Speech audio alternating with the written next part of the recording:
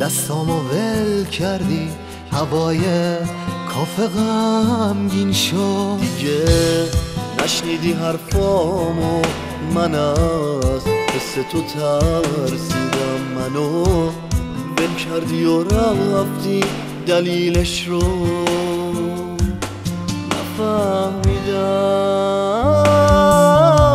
یه نیمکت با دوتا قهوه، دوتا چشم پر از خواهش، یکی از قهوه تلخه، یکی شیرینه با حرفه.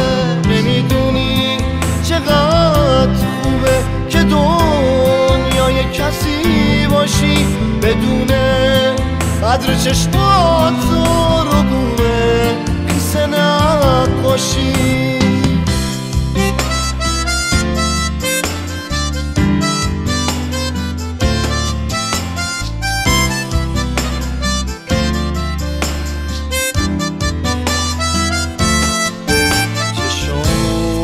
هستم و دیدم چقدر آروم و خون سردی، دلم میگه هنوز خوبی، زبونم میگه نامردی. مثل شمعی که میسوزه دارم میسوزم و هستم، بازم چشمامو میبندم هنوزم خالی دستم.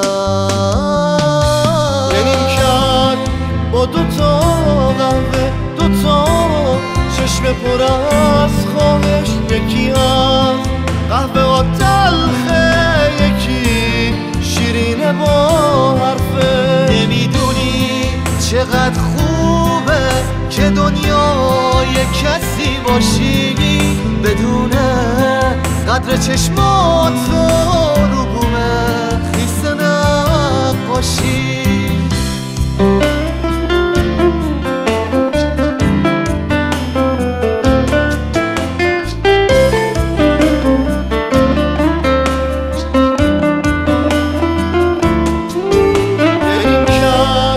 با دوتا قهوه، دوتا چشم پر از خواهش، یکی از قهوه تلخه، یکی شیرینه با حرفه. نمیدونی چقدر خوبه که دنیای کسی باشی بدون قدر چشمات